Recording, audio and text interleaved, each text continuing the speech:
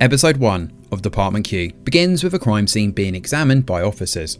However, things soon take a turn for the worst when a masked man arrives and shoots all of them. DCI Kyle Mork is among them, and as a killer looks over him, Kyle loses consciousness. However, he's still alive and survives this near fatal incident. His fellow officer Hardy is also still alive, but he's paralysed and in hospital for the foreseeable future after being shot in the spine. Kyle is not happy about the mandatory therapy he has to attend and flippantly brushes over the after effects of this with his therapist Rachel. Kyle is not sleeping though, he has anxiety, and he also seems to have a superiority complex too, at least according to Rachel. Elsewhere, we meet a prosecutor by the name of Merritt Lingard. She's right in the midst of handling a case involving an abusive husband called Graham Finch. He's on trial for killing his wife. The evidence is quite substantial against him, and Merritt is overly emotional and hot-headed. Unfortunately, Merritt walks right into the trap of allowing Finch to empathise with the jury, convincing them that he's innocent. Along with failing the case, Merritt continues to be haunted by the ghosts of her past, stemming from emails and texts she's receiving from someone that's threatening her. Merritt also has a brother called William, who's disabled and is looked after by a carer called Claire while she's not there. Spooked by one of her more recent messages, Merritt decides to pack her stuff up and head off with William on a trip together. Unfortunately, she receives another text while on the boat with her brother, telling her she can't hide. Back at the station, Kyle turns heads when he rocks up ready to return to work. He trades banter with a fiery redhead called Rose before ripping into the officers on his case, given they have no evidence and no witnesses, despite having one that's changed their statement at the last second. Kyle looks over at all the evidence they've got so far and scrutinises their ineptitude.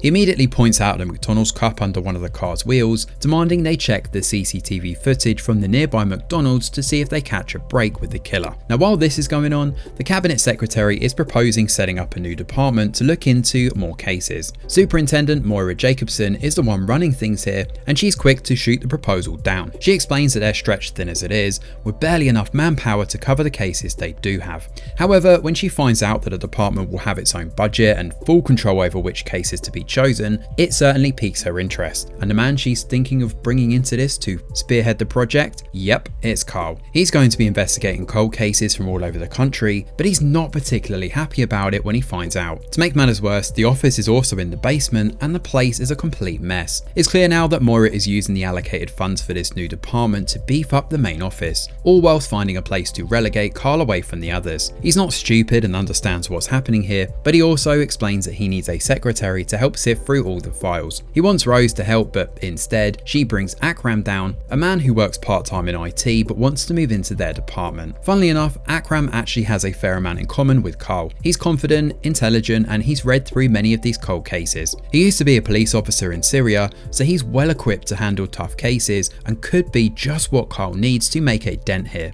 Kyle brings him on board, where Akram sifts through and finds a case they can work on. This case happens to be Merritt Lingard's disappearance. It's here we learn that her scene sprinkled throughout this episode actually occurred 4 years back, when she went missing. The last place she was found was on that boat we saw earlier on, and we cleverly learn now that these are two different timelines. In reality, Merritt is still alive, but she's being kept captive in a steel pressurized tank, which happens to be a hyperbaric chamber somewhere secluded in a warehouse, which is where episode 1 of Department Q comes to an end.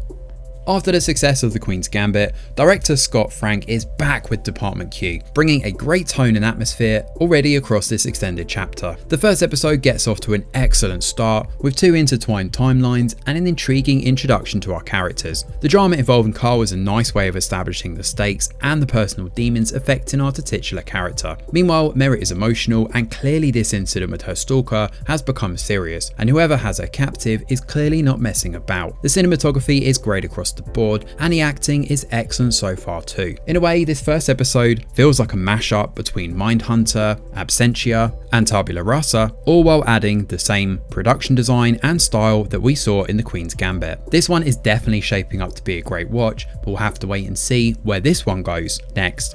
Thanks for watching, and do let us know your thoughts in the comments below. Smash a like or subscribe to the channel, your support is very much appreciated. I'm Greg Wheeler, and from all of us over here at The Review Geek, we'll see you on the next video.